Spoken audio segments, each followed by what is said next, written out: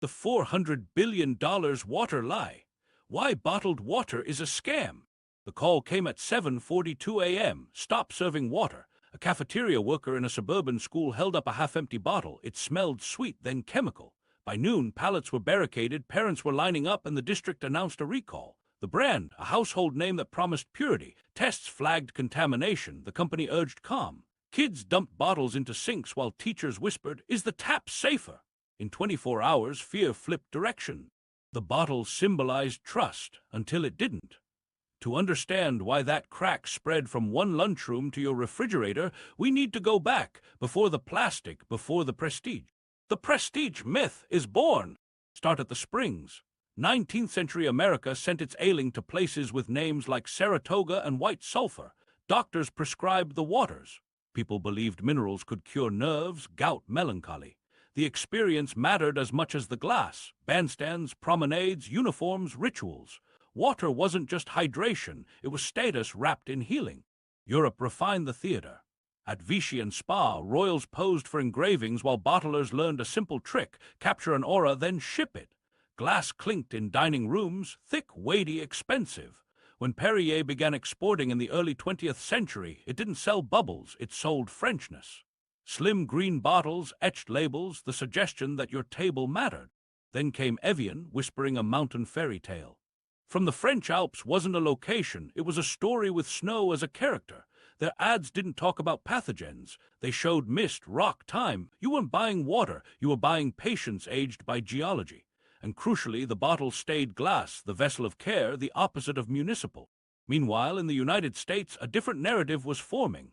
After rivers caught fire and pipes turned brown, Congress passed the Safe Drinking Water Act in 1974. The EPA set standards, insisted on testing, and forced public reporting. Cities invested. For a generation, tap water was a public promise, regulated, cheap, boring. The ritual moved from resorts to kitchen sinks.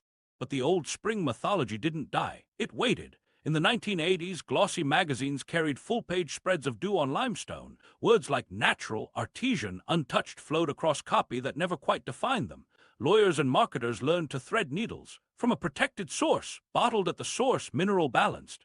Each phrase leaned on romance more than regulation. Definitions existed, but they were narrow and technical, and most consumers never saw them. Get this, bottled water wasn't competing with tap, it was competing with embarrassment. Ordering a French bottle at lunch signaled taste. Celebrities held Perrier like an accessory. Aerobics culture grabbed clear plastic like a badge. Hydration became lifestyle. The old spa language morphed into wellness, and wellness spoke in imported vowels. What nobody knew at the time was how fragile that balance would be once the category scaled. Early on, volume stayed small and premium. The value came from scarcity and symbolism, but there was a ceiling to how many people would pay for glass stories. The industry needed a pivot: keep the aura, drop the cost, flood the market. Before that pivot, a few seeds were planted. Supermarkets began stocking spring waters from New England and Appalachia, names like Poland Spring and Deer Park, wrapping local geology in regional pride. The message was consistent: this isn't processed, it's born. And that left a ghost idea in people's heads: if this is born, the other stuff must be made. Meanwhile, urban taste issues, chlorine notes, aging pipes, gave marketers friction to push against. In certain neighborhoods, rusty water turned a faucet into a coin toss. The reality was complex. Many systems were safe, some violated standards, most fell somewhere in between. Complexity doesn't sell, simplicity does. A cold bottle with condensation says no surprises.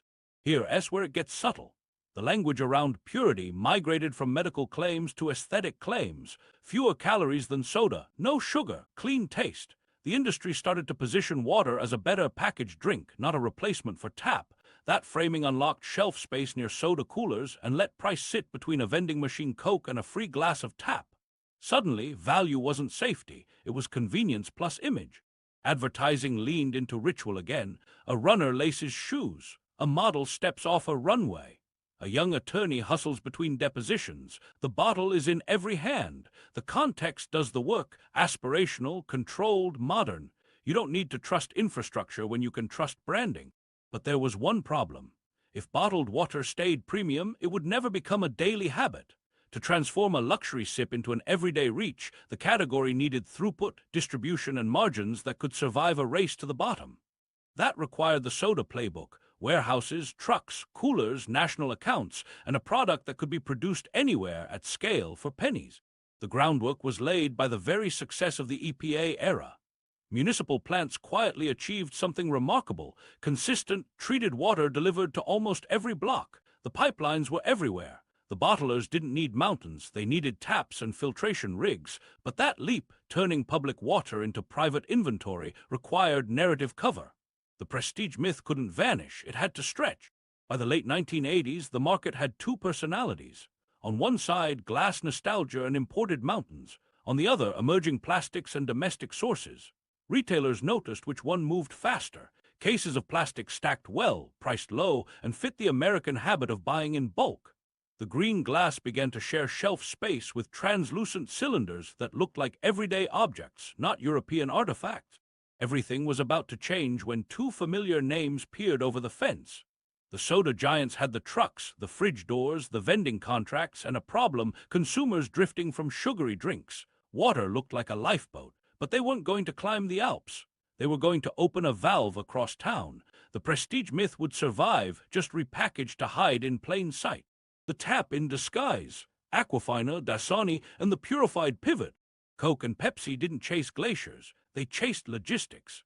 Aquafina launched with Pepsi's distribution muscle. Dasani followed under Coca-Cola's coolers and contracts.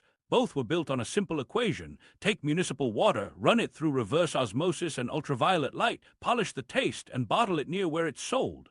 No mountains, no long-haul shipments from Europe, no fragile glass. Just taps, filters, and trucks already rolling. Here's the quiet brilliance: the product could be made anywhere with a hose, power, and cleanroom discipline. The cost of the water itself was tiny, fractions of a penny per ounce. The real costs were plastic, caps, labels, and refrigerated space at eye level. But Pepsi and Coke had already paid for most of that space with soda. Water could slot into the same system with almost no friction. Labels did a lot of lifting. Early Aquafina labels tucked a phrase in fine print from public water sources. Dasani used similar language, focusing the front-facing copy on purified water and consistent taste. The words sounded scientific enough to be reassuring and vague enough to avoid the visual of a municipal pipe. The mountain silhouettes and silver-blue gradients did the rest. Consumers read with their eyes, not their magnifying glasses. The cold bottle, the condensation, the absence of chlorine smell, those cues told a story that felt purer than a faucet. Meanwhile, distribution scale made it omnipresent. Stadiums, airports, office fridges, school vending machines. The same two brands followed people across their day. The more places they appeared, the more normal they felt. Ubiquity was trust disguised as convenient. The economics were ruthless in their simplicity. A facility could take city water, run reverse osmosis membranes to strip dissolved solids, zap microbes with UV, sometimes add a mineral blend for taste, and hit a target profile every time. That consistent taste mattered. Tap water shifts by season, source, and pipe. Aquafina and Dasani were designed to never surprise your tongue, whether you were in Phoenix or Philadelphia. There was a flashpoint. In 2007, after media pressure in the UK revealed Dasani's purified tap origin and a separate contamination incident forced a recall there, the conversation crossed the Atlantic. In the US, consumer groups pushed for clearer labeling, and Aquafina said it would spell it out: public water sources. For a week, it seemed like the aura might crack. Then sales barely moved. The habit had taken root. If anything, the clarification normalized the model. Of course, it's treated local water. What matters is that it's filtered. While that was happening in New York, the soda aisle was morphing. Diet soda loyalty was wobbling, parents were policing sugar, and schools were banning vending machine contracts with high-calorie beverages. Bottled water became the friendly option that kept the fridge full and the brand names present. Coke and Pepsi didn't need every bottle to be a prestige purchase. They needed volume and margins stable enough to replace lost soda dollars. Get this, marketing didn't hammer safety, it sidestepped it. Ads showed athletes clear blue skies, crisp fonts. The words leaned on purity and refreshment, not pathogens. Fear was implied, not shouted. Your city might have issues, but we have consistency. That positioning let the brands be aspirational without litigating public infrastructure on screen. Behind the scenes, the plants multiplied. Purification lines popped up near major metro areas, often drawing from the same municipal systems that residents used. The advantage was speed. Water could be purified, bottled, and trucked to stores within hours. No waiting on transatlantic shipping. No inventory risk if a regional campaign suddenly spiked demand. The system could flex like soda. Meanwhile, convenience stores became conversion engines. A 1.79 $20-ounce bottle felt cheaper than a $2.19 soda, even if the margin on water was often better. Multipacks did similar work in big box stores. 24 bottles for a few dollars created a new household ritual: cases in the trunk, bottles in a cooler, hydration as a grab-and-go reflex. Once fridges were stocked, home tap lost another daily use. There was one problem baked into purified. Strip everything out with reverse osmosis and you also strip taste. That's why some lines added controlled amounts of minerals back, a manufactured clean profile. It wasn't mountain terroir, it was consistency engineering. For many buyers, that was the point. Predictable beat character. Critics argued the obvious. If the source is public water, why not drink tap? The industry answered with two moves. First, taste, no chlorine notes, no metallic hints. Second, portability, single-serve packaging fits modern life. The rebuttal to refilling a reusable bottle was convenience and certainty theater. A sealed cap says nobody else touched this. That seal became a symbol of control. The pivot worked because it rewired bottling from scarcity to scale without shedding the aura. The brands borrowed the prestige glow of purity, then hid the municipal umbilical cord in fine print and process diagrams. They didn't defeat tap. They privatized it, polished it, and sold it back through soda coolers. And once that became normal, the market stopped asking where water came from and started asking which shelf it sat on. Manufacturing doubt. The war on tap water. Fear didn't need a megaphone. It needed timing. Industry PR shops learned to wait for a crack, a water main break on the evening news, a boil water advisory after a storm, a photo of brown tap filling a bathtub, and then press. Press releases slid to editors. Consumers deserve a safer, better-tasting option. Ads quietly appeared near affected zip codes, framed with clean whites and pale blues. The pitch wasn't panic, it was relief. If the faucet feels uncertain, the bottle feels controlled. Meanwhile, something else was happening in boardrooms. Trade groups met regulators and mayors at conferences, offering hydration partnerships when cities struggled with trust. Branded coolers showed up at marathons and school fundraisers. The message piggybacked on charity. We're here when infrastructure fails. The logic traveled fast. If the city calls a boil advisory today, maybe tomorrow's water is risky too. The exceptional became the everyday. What nobody knew at the time was how sticky that feeling would be. Once a community experiences discolored water, even briefly, taste memories linger. Chlorine that once signaled safety started reading as chemical. Marketers understood it. Campaigns bypassed claims about germs and leaned into refreshing, crisp, clean taste. The subtext was simple. If you can taste the system, you can't trust it.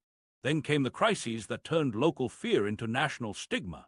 Flint wasn't a story about bottled water. It became bottled water's proof point. News crews filmed pallets arriving like aid shipments. Families filled bathtubs with single-use bottles because pipes were poisoned. The industry didn't cause that disaster, but it didn't miss the moment. We stand with Flint banners masked a deeper lesson. If a city can fail that badly, who's to say yours is safe? This was the moment everything changed for school districts and offices. Facility managers replaced fountains with coolers out of an abundance of caution. Parents sent kids with 2 bottles just in case. Offices saw fewer cups under taps and more cases under desks. Tap wasn't just free, it was suspect. The bottle became a badge of prudence. While that was happening on Main Street, the airwaves filled with selective storytelling. A pipe rupture in a century-old system turned into a montage about aging infrastructure nationwide. Rare violations became patterns in edited reels. When cities corrected problems, the fixes got less airtime than the failures. The imbalance did the work. It wasn't misinformation, it was emphasis, calibrated to tilt a decision in the grocery aisle. Get this, municipal water has to publish reports. Violations are posted. Data is public. That transparency meant to build trust created fodder for doubt. A minor exceedance on a Tuesday morning read scarier than it was because it lived in print. Bottled water, sitting under food rules, didn't have to deliver that level of disclosure to consumers. Silence looked like safety. There was one problem for bottlers. They couldn't promise safer in absolute terms without legal exposure, so they promised certainty instead. Purified, microfiltered, consistent taste, quality you can count on. The theater of control showed up everywhere: the tamper ring, the sterile plant footage, the stainless steel pipes glinting in ads. It wasn't a claim about pathogens, it was a feeling of process. Meanwhile, across town, public health advocates were pulling their hair out. They knew the math. In most places, tap water, continuously monitored, disinfected, reported, was as safe or safer than a bottle that might sit in a hot truck for days. But nuance loses to narrative. Usually safe can't compete with a cap's click and a label's mountain gradient. To understand how deep the doubt ran, follow the money into office contracts. Companies swapped fountains for 5-gallon jugs. Service reps dropped in every week, offering sanitation assurances and filter replacements. Procurement officers justified the expense as employee wellness. Once those invoices started, they rarely stopped. The habit rewired budgets. Unknown to them, across town, the same story played out in hospitals and universities during construction seasons. A temporary water shutoff, bring in pallets, a brown water flush after pipe work, extend the order. Temporary became default.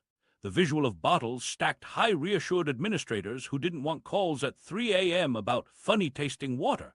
The most effective tactic wasn't ads, it was absence. When a crisis hit, bottlers didn't need to attack tap directly. They just showed up, filled the gap, and let neighbors tell neighbors. My kid's school switched to bottles. Our office did too.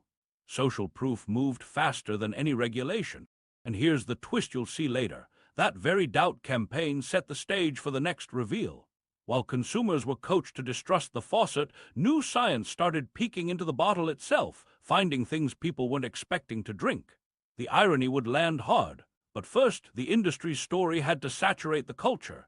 Taste equals trust, and trust comes sealed. What's in the bottle? Microplastics, PFAS, and the unknowns. Fear sold the bottle. Now open it. Start with the tiniest clue, plastic you can't see. Researchers began dissolving sealed bottles and scanning them with lasers and microscopes. What they found wasn't a stray fiber or two, it was a blizzard. Studies have detected hundreds to tens of thousands of microplastic particles per liter in popular brands, far higher than average levels measured in many taps. The pieces looked like what you'd expect from a factory. Fragments, films, and fine threads that match caps and bottle polymers. Here's where it gets crazy. Switch the lens to nanoplastics, particles so small they slip past standard filters and most lab methods. When teams used newer techniques, counts jumped again. Not every lab agrees on the exact numbers, methods vary, and this field is evolving. But the direction is consistent. The smaller you look, the more you find. And the likely source isn't a polluted spring, it's the packaging itself. Caps shed when you twist them. Bottles shed when they're molded, stacked, and rattled through transport. Stakes matter. Microplastics aren't just inert confetti. They can carry additives, plasticizers, flame retardants, and pick up pollutants as they move. Animal studies suggest inflammatory responses, but human health effects at everyday doses are still being mapped. That uncertainty cuts both ways.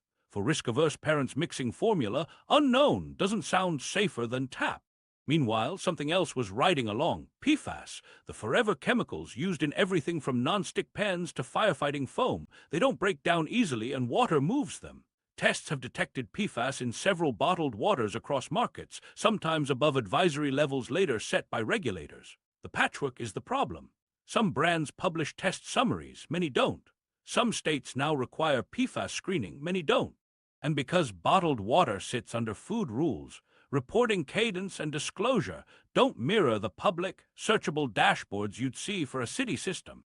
What nobody knew at the time, because nobody had to tell them, was how often plants test finished product versus source and how results are shared. A meets all federal requirements line can be technically true and practically unhelpful. Standards lag. For years, PFAS had no enforceable federal limit in bottled water. As limits tighten for tap, bottled rules often trail, leaving a perception gap. The bottle looks safer while the faucet carries the stricter burden. Then there's the bottle's chemistry itself.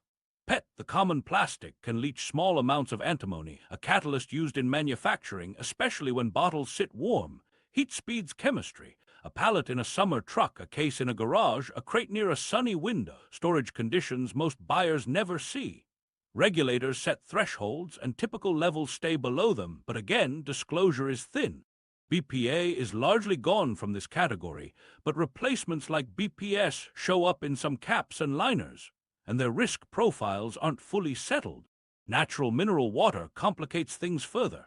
In parts of Europe, those waters are protected from certain treatments to preserve character. In the US, mineral and spring have definitions, but treatment allowances differ from purified products. Different lanes, different tests, similar shelves. A bottle can legally emphasize origin while leaving out what filtration it skipped to keep that origin intact. Romance meets regulatory taxonomy, and consumers get poetry instead of process. Here's the micro story. A delivery driver runs cases through a heat wave. By afternoon, shrink wrap sags, bottles crinkle, and caps squeak when twisted. He scans the root sheet and keeps going. There's no sensor on the pallet that tells the shopper what that day did to their water. The seal says untouched. Heat already touched it. Critics point out something simple. Tap water keeps chlorine residuals to guard against microbial regrowth as it travels. Bottled water, once sealed, doesn't. If bacteria get in through a flawed cap, a nicked line, a post-fill handling error, there's no disinfectant riding shotgun. That's why plants obsess over hygiene. Most do it well. But the system depends on perfection, not ongoing protection, and recalls, when they happen, tend to be voluntary and quiet. Meanwhile, new findings keep nibbling at the story.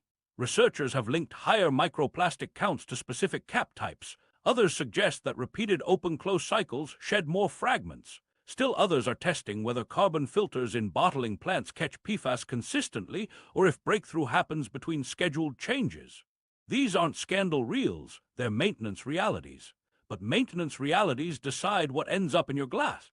So is the bottle dirty? Not in the cartoon sense. Most samples meet the rules written for them. The problem is the gap between the image and the instrumentation. A mountain on a label can't tell you about nanoplastics. A purified badge can't promise PFAS-free unless a lab backs it and shares the numbers. And a cap's click can't erase a truck's August route. Fear sold certainty. Science is peeking under the cap and finding questions. The irony lands here. The very product people buy to avoid the unknowns in tap is carrying unknowns of its own, made tiny by process, made invisible by design, and made acceptable by labels that say little and imply a lot. The regulatory shell game, FDA versus EPA. To see how the label outpaces the lab, follow the rules that govern the water itself. 2 agencies, 2 playbooks. Your tap sits under the Safe Drinking Water Act. That puts the Environmental Protection Agency in charge of contaminant limits, treatment techniques, and constant testing. Utilities pull samples daily, sometimes hourly, and publish annual consumer confidence reports that list sources, violations, and fixes. If something slips, you're supposed to hear about it fast.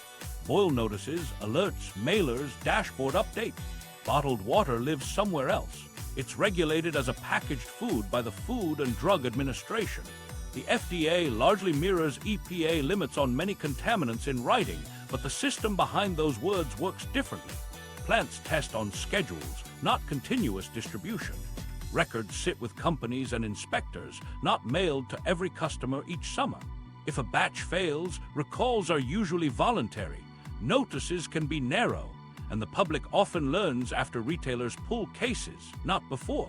Here's the split in human terms. Your city has to tell you when it stumbles. A bottler can fix a stumble quietly and move on. That doesn't mean plants are sloppy. Many run immaculate operations. It means silence can look like safety, while transparency can look like trouble. And the marketplace rewards the appearance of calm. There's another wrinkle: jurisdiction. The FDA oversees products in interstate commerce.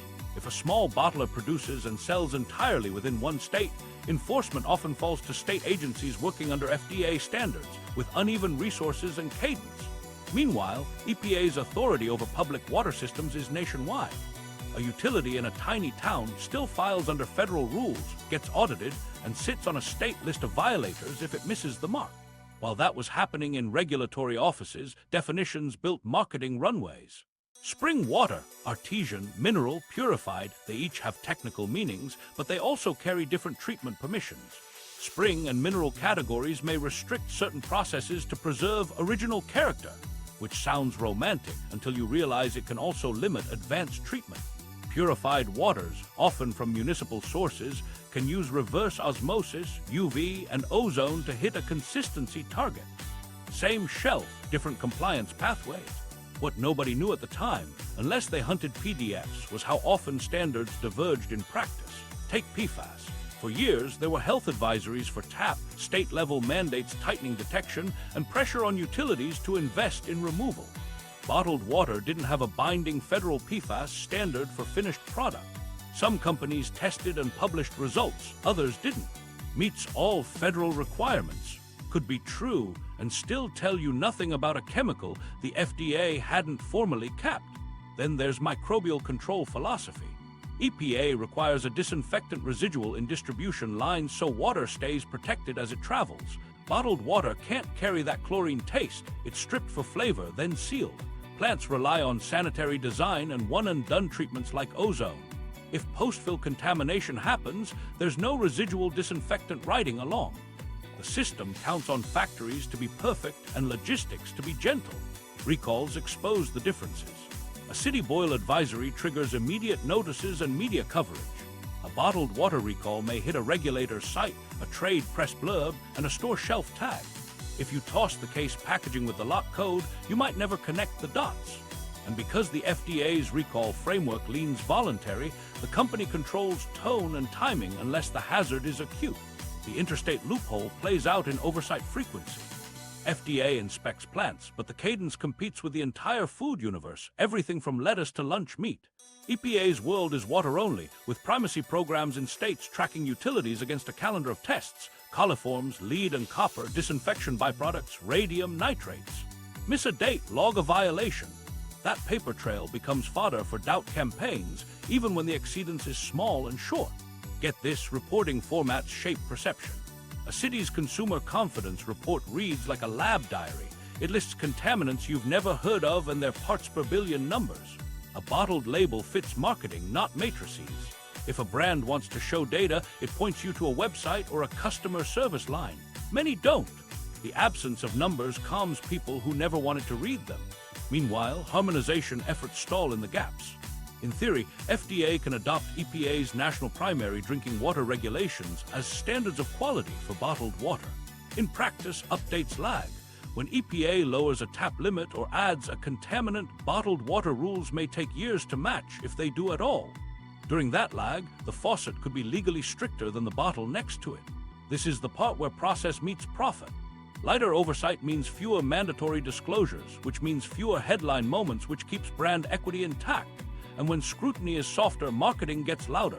Purity, crisp, clean, words that lean on imagery, not test sheets. The regulatory shell game isn't a conspiracy. It's a design choice that lets packaging carry trust while public systems carry paperwork. The 2000x markup. Economics of a plastic gold rush. Follow the money into a bottling plant and the math talks fast. The water itself costs almost nothing, fractions of a cent per ounce from a municipal hookup or a permitted well. The real bill sits on the loading dock. Resin pellets for PET, caps with temper rings, rolls of labels, pallets, shrink wrap, diesel for trucks, and the rented glow of refrigerator doors. Add pennies for filtration, membranes, UV bulbs, ozone, and you've built a product that leaves the line for maybe 20 to 50 cents a liter, depending on volume. Then it meets retail. Single serve is the gold vein. A 20-ounce bottle that costs, say, 10 to 20 cents to produce can sell for $1.50 to $2.50 in convenience stores and airports. That's a markup in the hundreds, sometimes breaking four figures over tap by the gallon.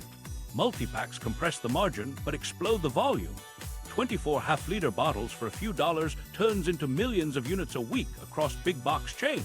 Price looks friendly in the cart. Profit hides in scale. Here's the trick that made it unstoppable. Water piggybacks on cold chain real estate soda already paid to build.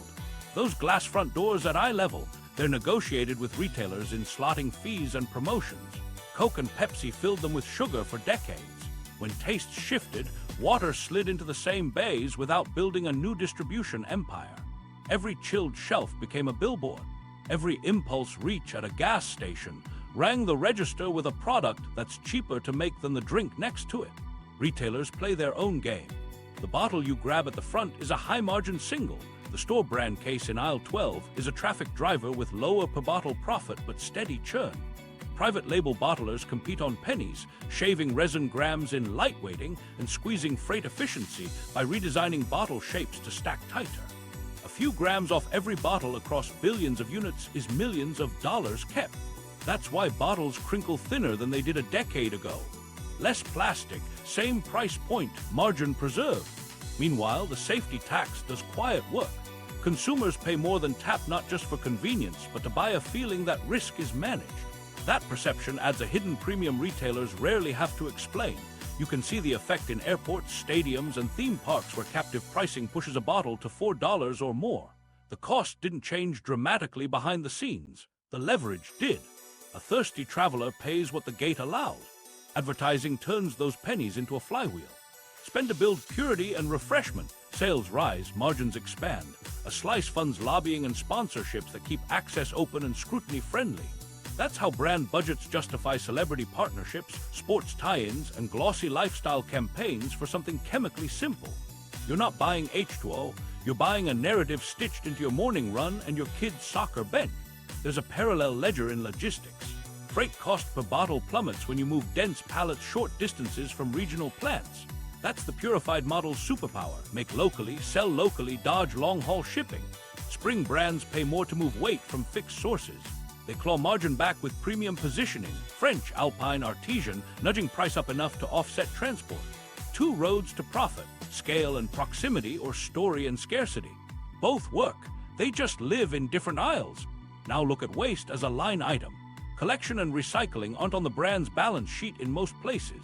Municipalities and taxpayers shoulder bins, trucks, sorting, and landfills. That externalized cost props up margins. When recycled content mandates appear, resin blends get tweaked and marketing pivots to made with 50% recycled plastic. But supply is limited and prices swing. Many bottles still start life as virgin PET because it's cheaper and clearer. The green claim lives on the label. The savings live in procurement. Here's a micro story. A procurement manager at a regional chain compares two bids. One vendor offers 24 packs at $2.79 landed, another at $2.69 with thinner bottles. The cheaper case dents easier, but the end cap stacks higher. They take the thinner bottle, add a sale tag at $3.99, down from $5.49, and watch pallets vanish. The 10-cent vendor gap turns into six figures by quarter's end. Nobody asks where the water came from. They ask which pallet moved faster. Meanwhile, upsells crowd the shelf. Electrolytes for taste. Alkaline 9.5 pH infused with oxygen. The cost to sprinkle minerals or tweak pH is small. The price lift can be big. Functional-sounding words help carve a tier above the base bottle while keeping inputs cheap. The factory didn't change much. Different dosing pump, different label run. The margin did. This is the quiet genius. Convert the cheapest legal beverage into a branded object, then let distribution and psychology do the heavy lifting. Tap stays a fraction of a cent per ounce at home. Bottle turns that into dollars through access, appearance, and the promise that someone else handled the uncertainty. Those dollars don't just fund ads. They buy influence, permits, and time, the fuel for the next fight over where the water comes from. Draining the commons, aquifers, springs, and local battles. Follow the pipe back to where the bottle begins, underground. Not the postcard creek deep, slow aquifers, ancient water moving through sand and limestone. Permits read clinical gallons per minute, drawdown limits, but on the surface they look like hoses in the woods.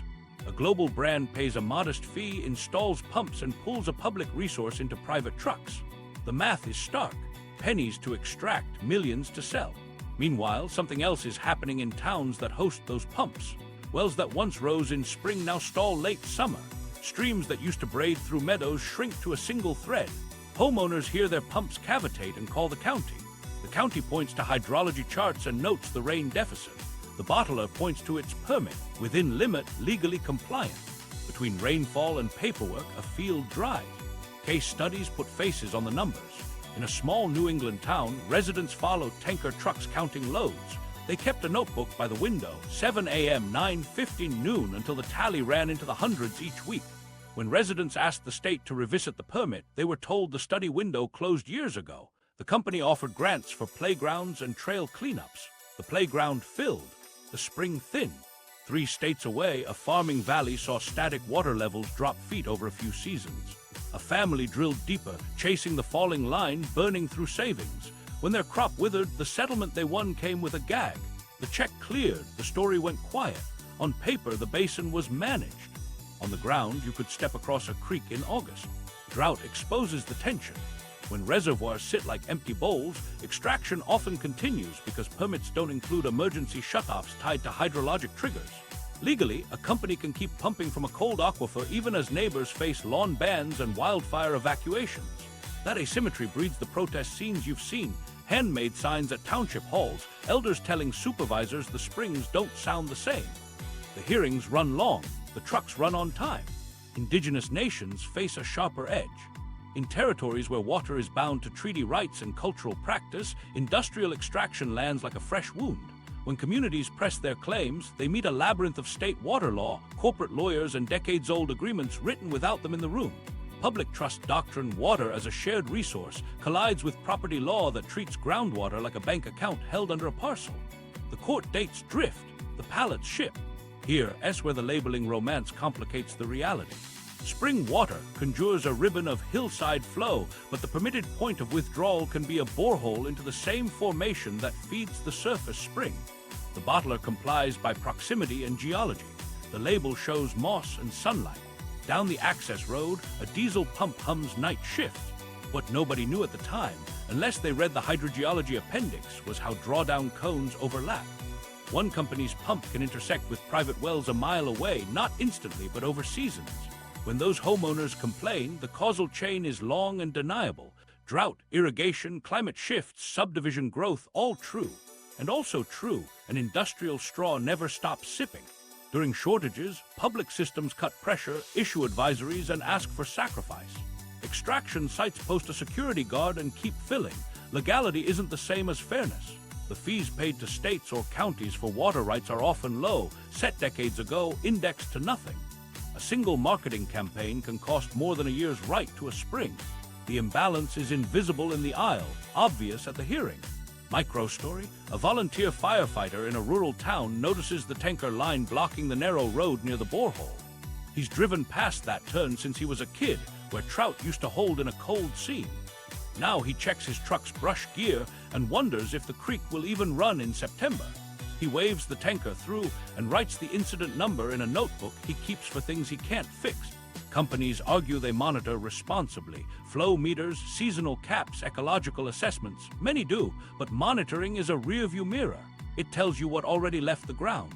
When neighbors ask for a pause until wet years return, they get schedules and assurances. The trucks don't do pauses. Contracts with retailers don't either.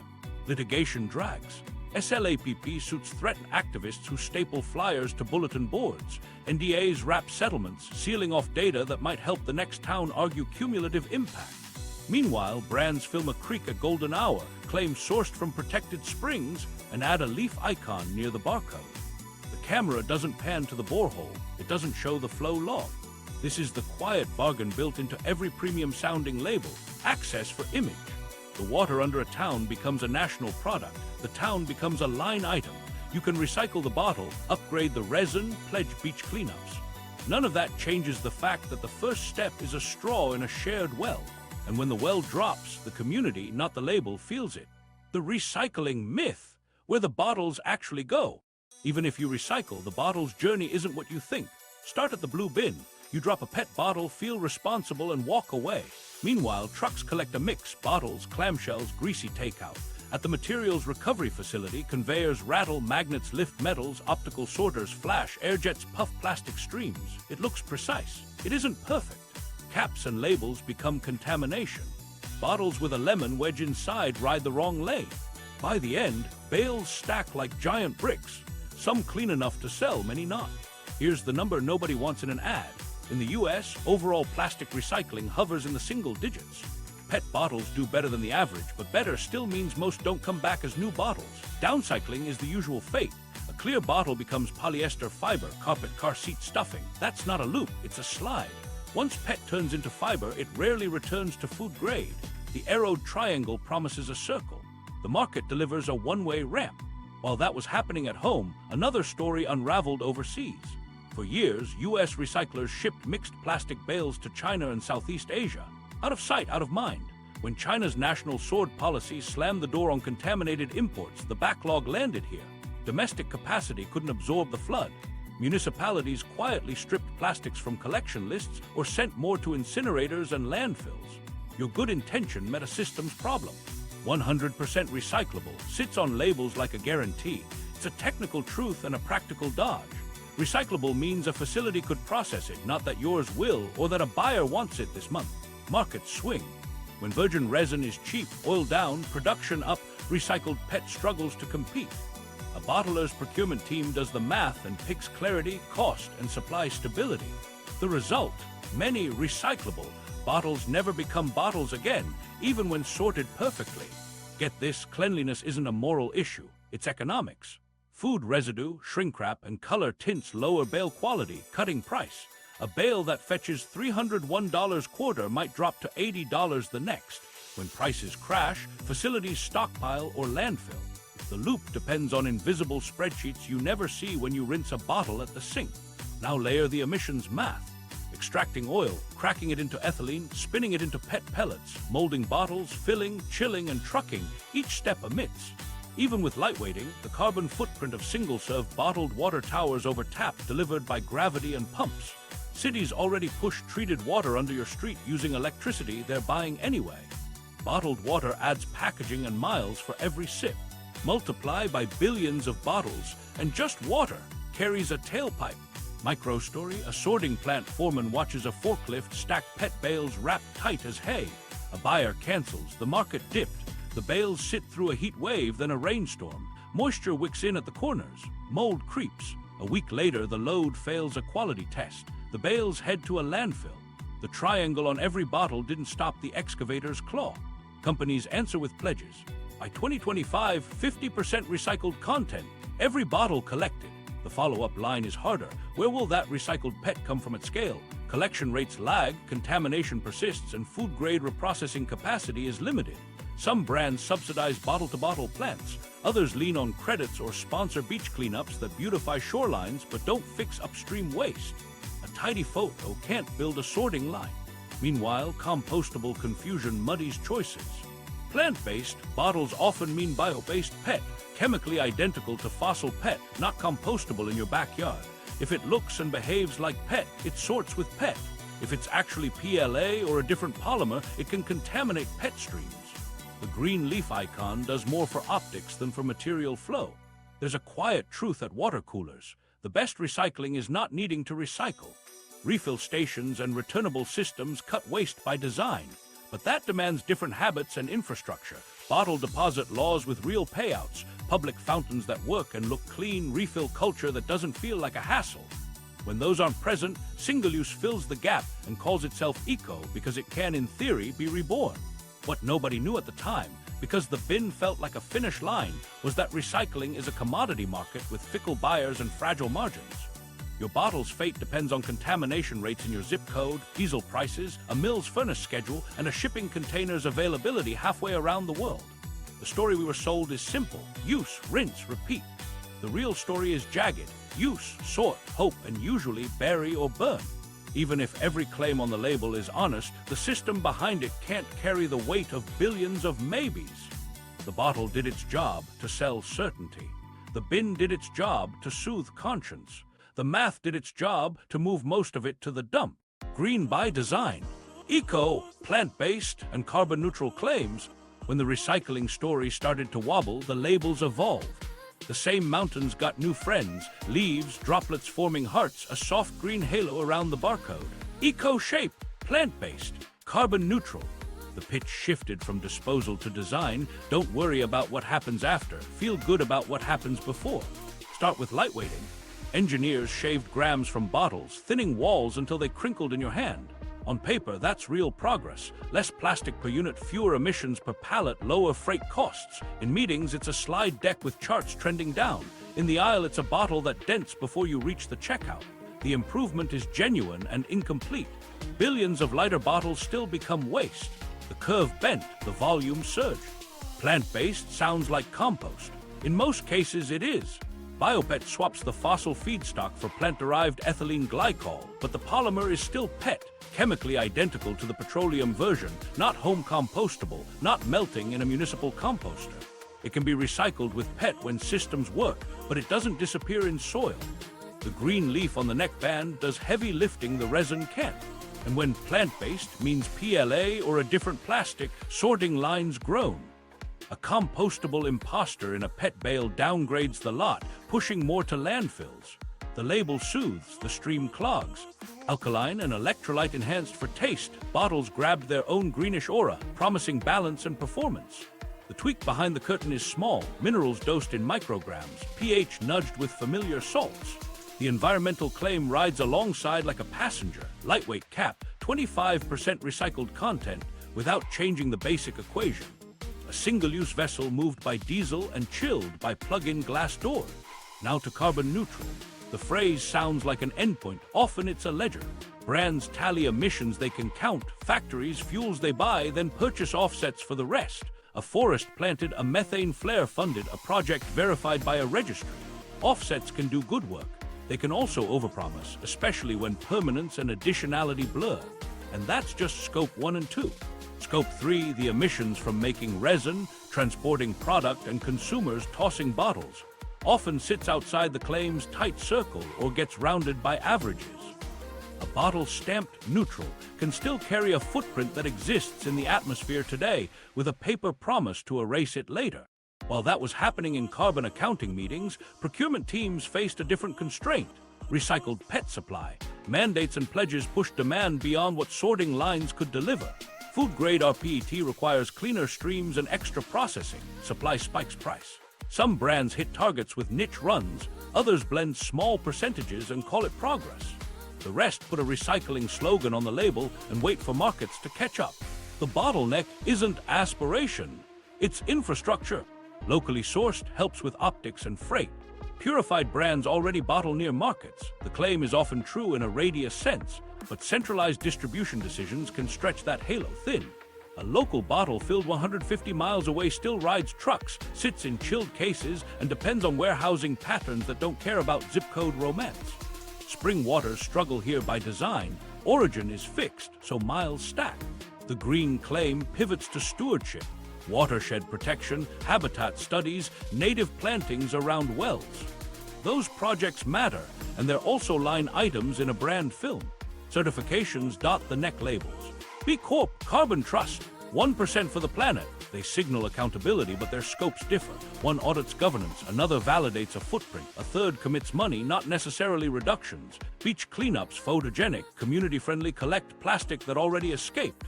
They can't offset the pallets leaving the plant each dawn. The optics are tidy. The upstream remains busy. Here's a micro story. A brand team meets in a conference room with a mood board. Sea foam, succulents, a sunrise over dunes. The brief: launch an eco line. The engineer proposes 50% rPET. Supply is tight. The marketer proposes up to 50%, so variability doesn't break the claim. Legal approves with a footnote. Photos from a tree planting event fill the deck. A month later, billboards go up. Good for you, lighter on Earth. The bottle is lighter. Earth is still heavy. To be fair, design can cut harm. Caps tethered to bottles reduce litter. Narrower labels improve sorting. Inks that wash off cleanly help recyclers. These are real improvements inside a flawed system. The larger math doesn't move without fewer single-use units. That's the line no campaign wants to center. So the story leans to materials, not models. Offsets, not orbits. Vibe, not volume. Consumers aren't wrong to want better options. They're given better labels. The gap between those two is where eco lives right now, helpful increments framed as salvation, a plant leaf printed on the same old loop. And while we argue about grams and icons, one question keeps getting dodged. Who's keeping score when claims are soft and accountability is optional? Lobbying, lawsuits, and loopholes. How policy gets bent. When public trust gets shaky, policy becomes the battlefield. Trade associations step in with calm voices and thick binders, asking lawmakers to clarify definitions that sound scientific and land like marketing. Spring water becomes a term of art, groundwater that flows naturally to the surface or captured near where it would. Natural threads a needle, no sweeteners, no additives beyond what treatment allows. Purified secures a halo by referencing processes, not origin. Each word sets a lane. Each lane protects a business model. The labels you see aren't just creative, They're codified after rounds of committee rooms and comment periods. Meanwhile, preemption fights simmer. Some states try to post stricter warnings about contaminants like PFAS or microplastics or demand more disclosure on labels. Industry groups argue for uniform national standards, warning of a confusing patchwork. Uniform sounds reasonable. It often means freeze the stricter rule. When a city wants to require bottle deposits or mandate recycled content, a bill appears in the State House to limit local authority. Business needs predictable rules, they say. Predictable keeps margins steady. What nobody knew outside hearing rooms was how often draft language migrated from industry templates to lawmaker desks. A definition floated at a trade seminar shows up months later in a bill with only a few commas changed. Lawmakers get briefings with charts showing job numbers and donation photos from last year's hydration partnership. An amendment narrows disclosure from post online to available upon request. Technically transparent, practically invisible. Lawsuits do quieter work. When towns push back on extraction permits, they meet claims that science supports sustainable pumping. If a board votes no, a complaint lands alleging arbitrary denial or interstate commerce burdens. The case drags, the trucks keep rolling under an injunction. Activists who accuse a plant of draining a creek get hit with defamation threats or SLAPP suits. The goal isn't to win big, it's to slow opponents, raise their costs, and send a message in the next county. Think twice before you speak loudly. Discovery avoidance becomes an art. Companies ring source locations with NDAs. Landowners sign confidentiality in exchange for access fees. If litigation threatens to expose flow data or chemical tests, settlements include gag clauses. A farmer who watched a well drop takes a check and a promise not to discuss measurements. The next neighbor loses a witness and a data set.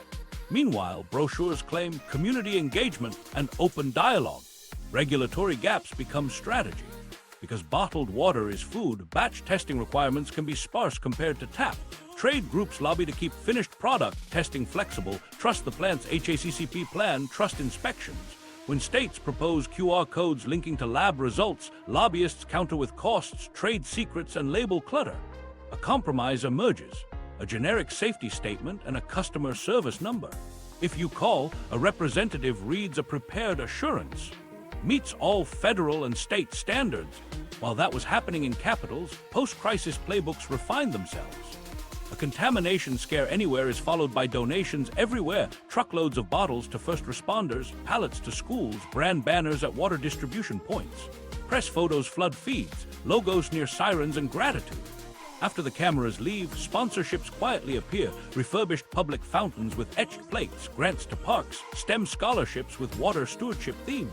It's help and it's narrative repair. We're the good water people.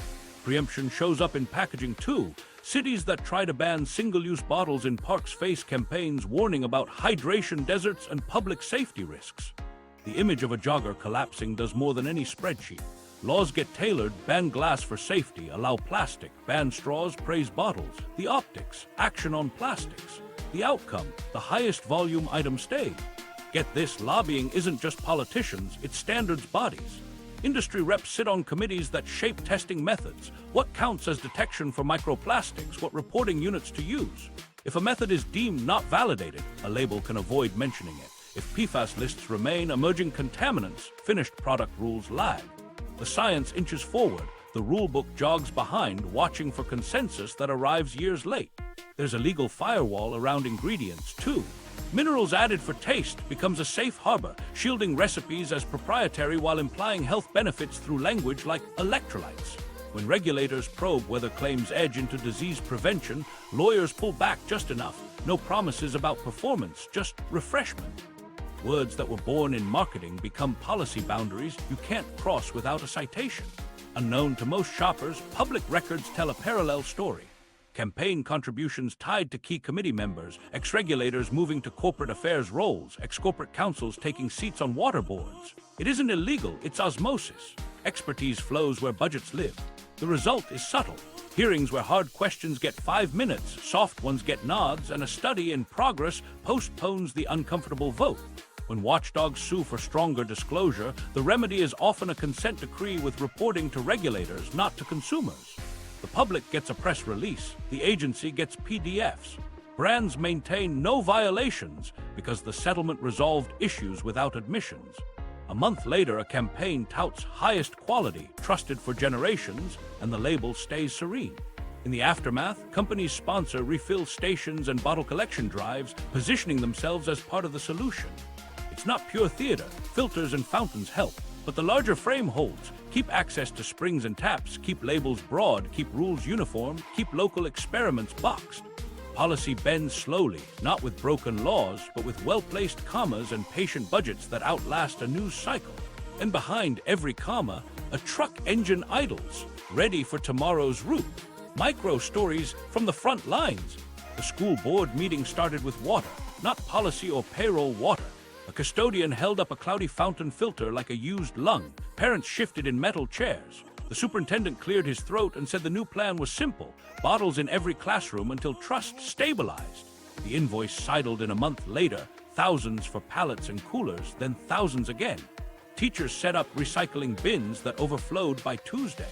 The dental hygienist who volunteered on Fridays noticed more kids skipping fluoride rinses. They bring bottles, she said, but fewer drink from the tap at home. Cavities ticked up by spring. The line item stayed. A farmer in the next county listened to his well like a mechanic listens to an engine. It had a sound, steady, deep, until one August it started to chatter. He paid a driller to go 40 feet deeper than 80. The pump whined like a tired dog. On the ridge, a chain-link fence and a white building hummed through the night. Tankers turned at dawn. He lost the late crop that year, brown leaves, brittle stalks, and settled with a check and a non-disclosure clause that wouldn't fix the roots. At the diner, he told jokes about the weather. In the barn, he stared at a pit that used to shine. A delivery driver named Louis ran the heat route every July. He knew which parking lots baked fastest and which loading docks had a strip of shade. By noon, shrink wrap sagged on pallets like melted plastic wrap on casserole. He could feel the bottles soften when he grabbed a case from the top row. Caps squeaked when twisted. His dispatcher told him to keep moving. Ticket counts, not temperatures.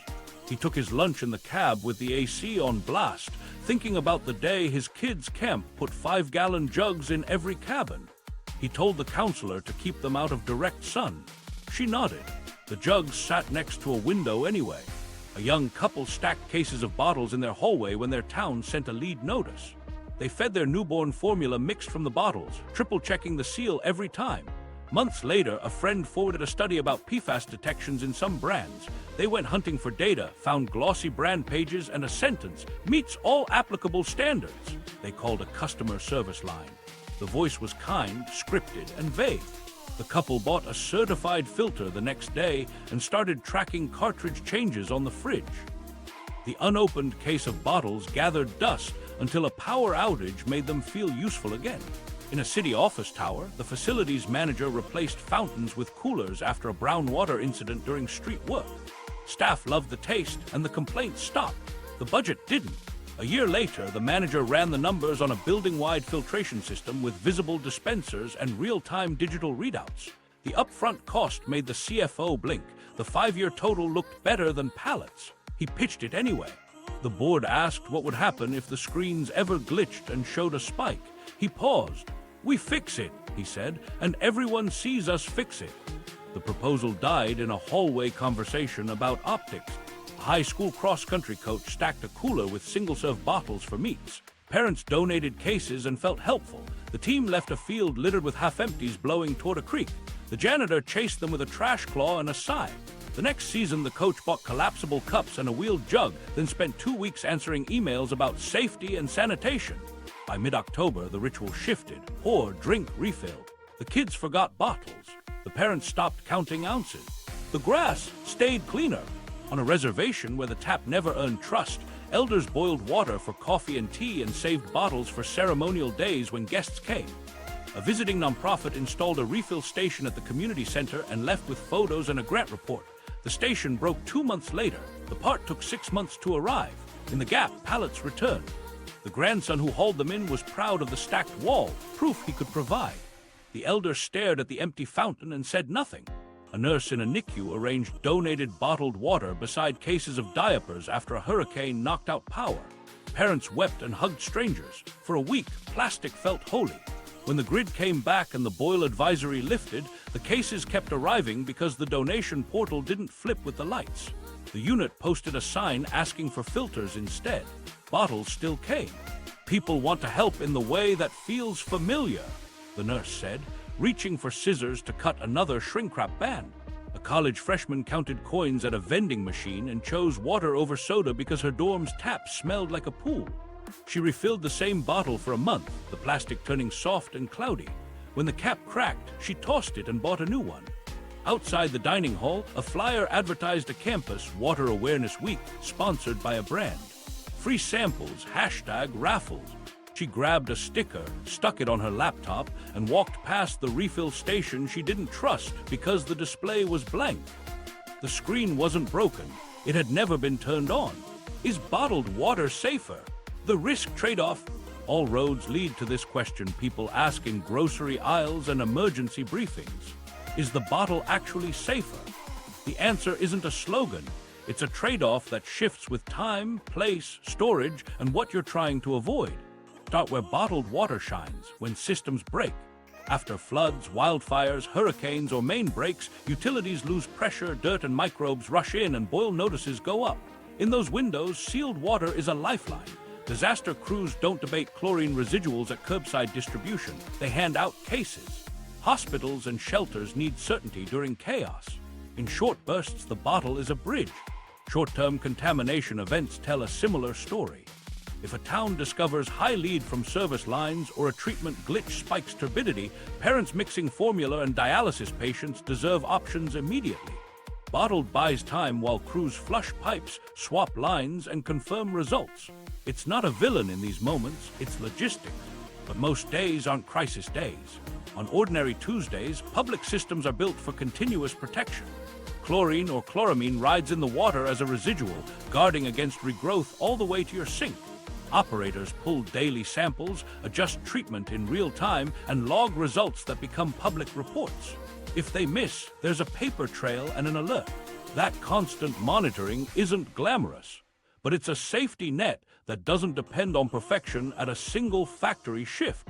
Bottled water's safety story leans on a different philosophy. Treat once, seal, and keep it clean. Ozone, UV, and tight sanitation stand in for residual disinfectant. When it works well. The risk creeps in with heat and time. A pallet in a hot truck, a case baking in a garage, a bottle rolling around a car floor for a week. Those aren't edge cases, they're daily life. Warmth accelerates leaching of antimony from PET and can invite microbial growth if a seal's imperfect. Plants design against that, but distribution isn't a lab. Then there are the unknowns we've already cracked open, microplastics and PFAS. They don't make every bottle dangerous, but they complicate the claim that sealed equals safer. Microplastics shed from packaging itself. PFAS can ride in from sources or slip through inconsistent testing. Meanwhile, many utilities are now installing PFAS removal and reporting detections on public dashboards, while bottled rules and disclosures lag. The irony is hard to miss. Taste muddies perception. Chlorine smells like a pool to summon safety to operators. Bottled water strips that smell and the absence reads as purity. But taste is a blunt tool for risk. You can't taste PFAS. You can't smell microplastics. The clean finish on a cold bottle is a sensory win, not a safety certificate. So how do you actually lower risk at home without filling your bin with empties? Point-of-use filtration is the quiet workhorse. Certified carbon blocks and reverse osmosis undersink systems can cut many contaminants, including PFAS and disinfection byproducts, at pennies per gallon. They keep the convenience, tap on, glass filled, and tamp down what most people worry about. They also keep chlorine residual in the distribution system, which protects your neighbors even if you filter at the end. The maintenance cost is predictable. The waste is a small cartridge, not cases of PET. Schools and offices face the same math at scale. Bottle filling stations with visible filtration and posted, current test results build trust better than pallets. When people can see data on a wall, not buried in a PDF, habits shift.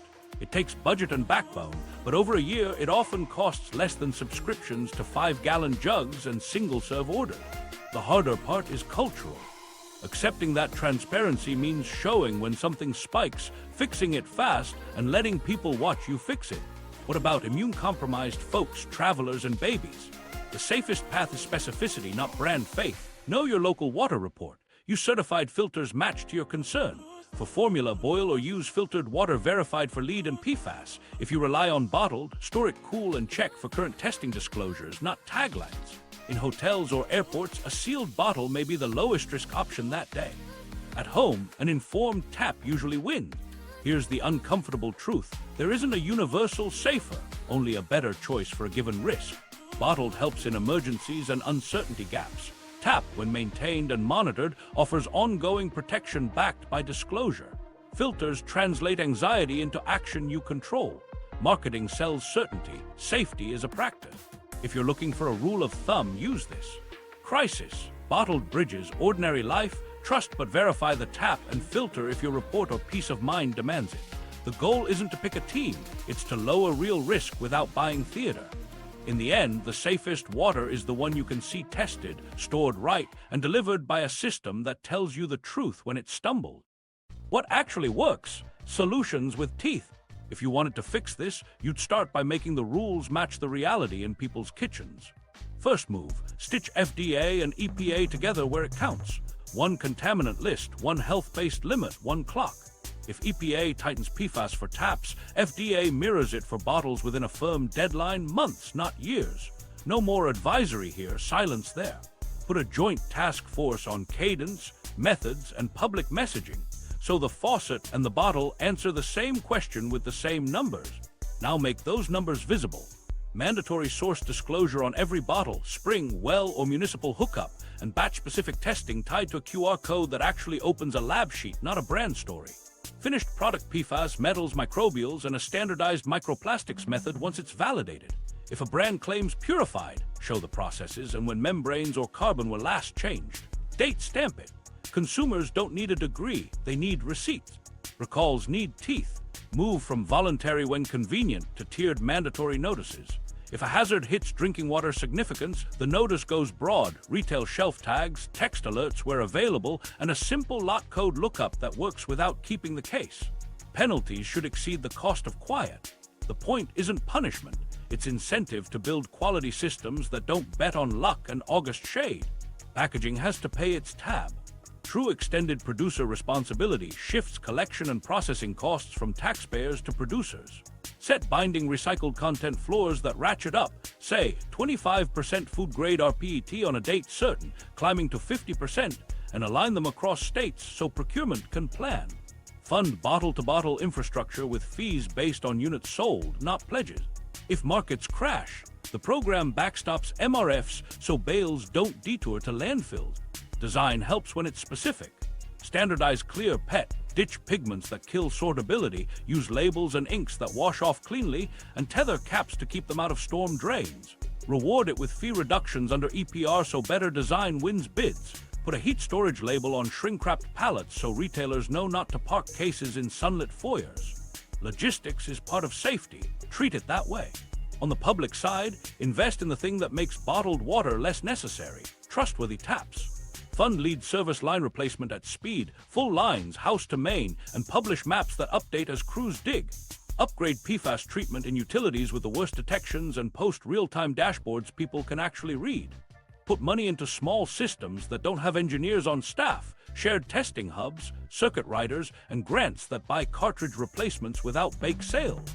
Trust doesn't grow in PDFs. Put results on walls. Schools and offices that move from pallets to filtered dispensers should show cartridge dates, contaminant reductions, and a QR code to the latest test. When a spike happens, post it, fix it, and post that too. People forgive what they can see handled. They don't forgive silent. Households need tools that translate worry into action. Expand rebates for certified filters and undersink reverse osmosis in places with aging pipes or PFAS hits. Pair it with filter literacy. How to choose, install, and maintain, delivered by clinics, WIC offices, and libraries. For renters, create portable filter programs with landlords incentivized to provide units and replace cartridges on schedule. Emergency planning should treat bottled water as a bridge, not a lifestyle. Preposition reusable bulk tanks, sanitary bladders, and mobile filtration trailers so neighborhoods can distribute safe water without mountains of PET. When donations pour in, route them to priority sites and sunset them publicly when the advisory lifts.